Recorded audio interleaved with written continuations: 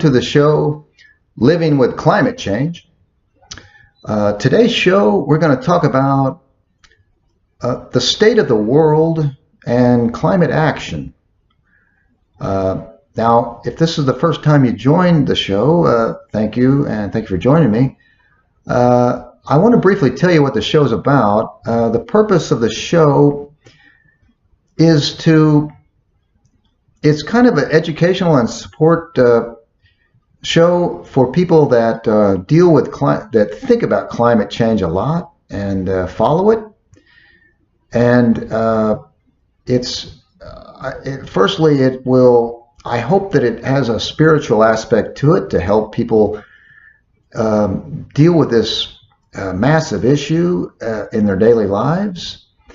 And it will also, we're going to look at the climate science of it and in a rational way and try to look at all sides of this so we can understand it.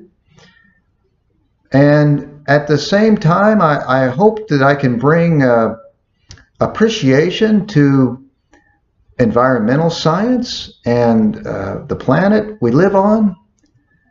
So that's kind of what the show is about, and it may change as I go along. But anyway, thank you for joining me. And now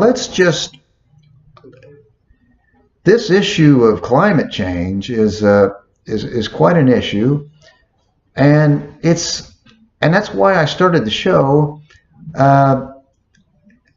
You can it's this phenomenon that is happening, that we have this major global issue that is so overwhelming that on so many levels that it's very hard for people just to deal with it and process it. And it can be hard to talk to people about. And they don't want to talk about it. But we must talk about it. And all these things happening. So the show is trying to help us all work it out. And I hope that it can help people not feel so alone about this. This issue is unlike anything I think that we're facing. The other really, they say the other issue is a major threat to our civilization is nuclear war. And I understand the seriousness of that and the threat of that, but I won't go into that. But it has a different aspect to it that I don't think is like this climate change issue. And with the climate change, everyone's having trouble processing this, all these things. I was thinking about this today. That is almost like if you were diagnosed with cancer and you were giving a 50% chance to live and then an extended time, and maybe back in the old days when they didn't know that much about cancer. But I think you can find that it's kind of similar to that. It's just this, we don't know, and anyway, maybe not, but, and then you have the science that just continually is questioned, and you have such division over, as we can see in American politics, from people saying that there's no hope and we're in trouble and nothing can be done about it, to that it's not even real, that it's a hoax, So that adds a dimension to it. And then we have this thing of what we will do. What can we do about it? What action can we take? And and how we live with this each day. So all these factors, I think, make this a very unique situation. And it can be a fearful one. And another analogy is maybe, living back in the Cold War in the 50s, where people were building bomb shelters in their house, and there was a fear, and the schools would have, kids do exercise to get under their desks, and they had masks and all these things, and people lived with a type of fear like that. So for some of us, it could be similar to that. But all these things make this issue quite unique, and so I hope we can get to talk about these things and find some peace and do what we can about it. So let's now kind of move on with the show. Last time, I hope you saw the last show that I discussed the planet and our atmosphere. And so I hope that we just learned a little more about our planet. And from that, today I want to just start off with a short little talk about how we can understand the world we live in more.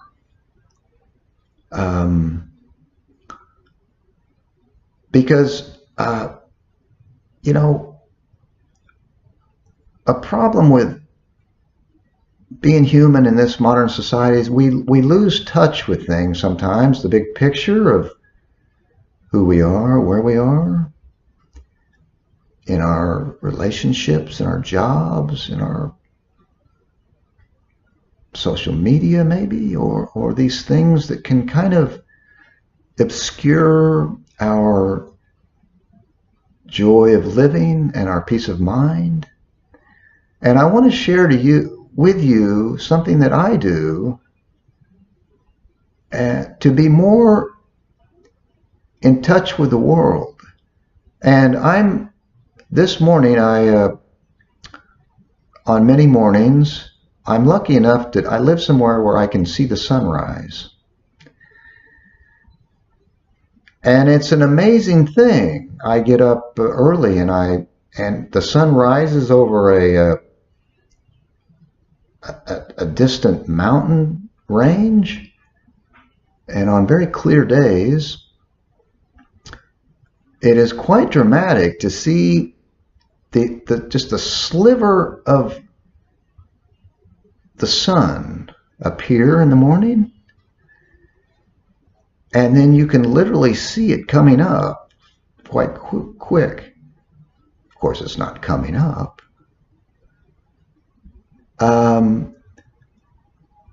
And what is happening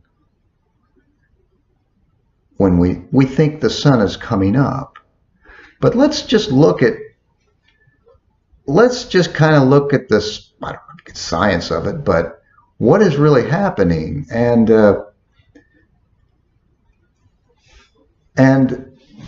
I don't think people know. And people don't even, they may not even notice, they may not even think about the sunrise or anything else. They take it for granted that everything will stay the same. But let's just talk briefly about what is happening. Now, we know that the Earth orbits the sun, and this sun is this incredible energy mass that we can see. Like I said in the sunrise, it is just amazing to watch that come up like that. And I think when you really appreciate things like that, it roots, it grounds you in reality. And and when you do that, listen to the birds, listen to everything start coming alive. And you feel at one with the world and reality. And this is a much deeper reality for me than your everyday life of other things, because you know that all the other creatures and species and everything are in tune to that sun, and they start reacting and changing. And this is something that anyone can do, rich or poor. You can just, and to be with nature, you don't have to go into the mountains or anything else. You can find that anywhere. It's just if you can get outside, and we all can. Now, it can be too cold in the winter and things, I know. But you can still get out, probably. But I think, and then, now what is happening is, I think this is interesting, and another kind of thing that some people may not know. My viewer, whoever's watching this maybe knows, but let's just kind of review it. And we know that the earth is revolving around the sun, spinning. And so as it spins, we are on the earth that is spinning. And each morning it spins, and we're in darkness, and it spins.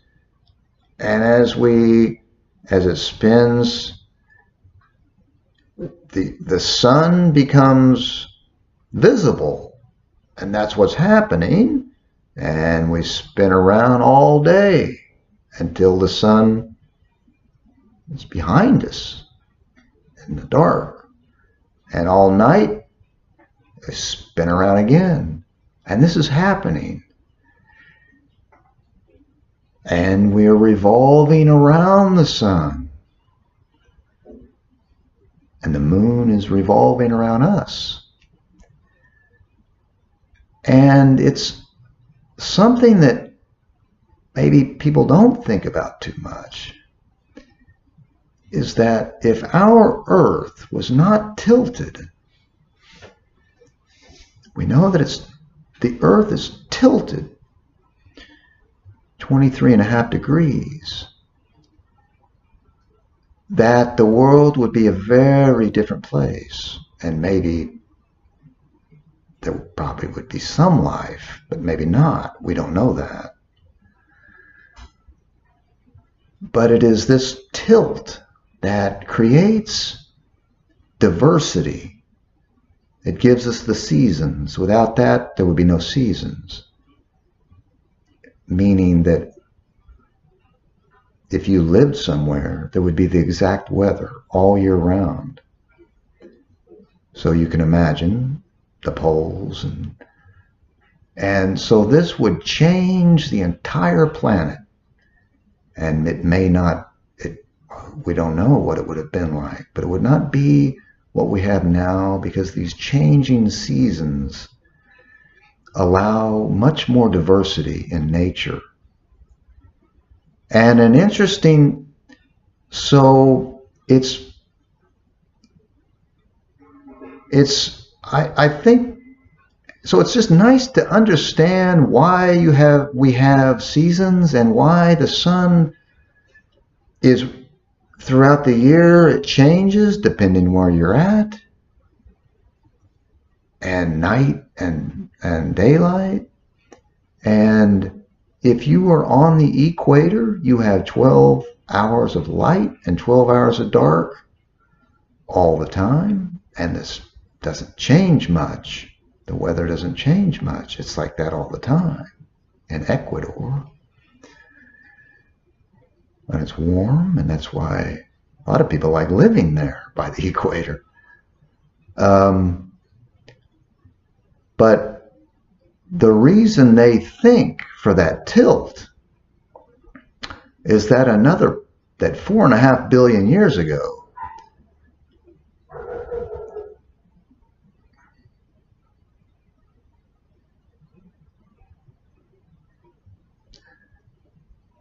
another planet struck the Earth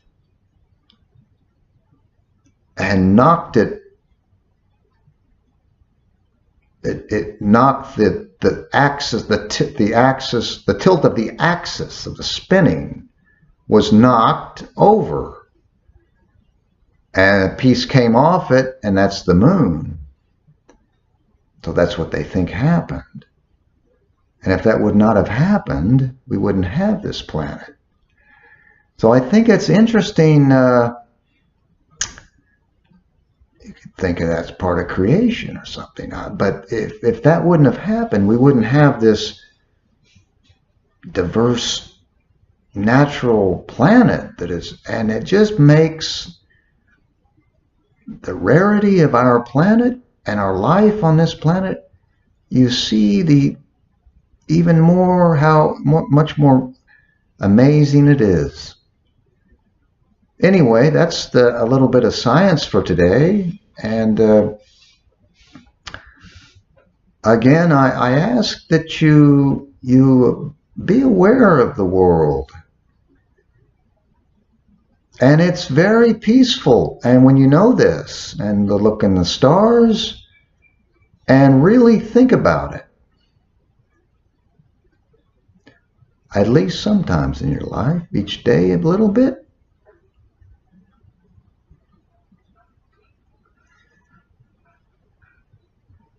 I think that it can help you.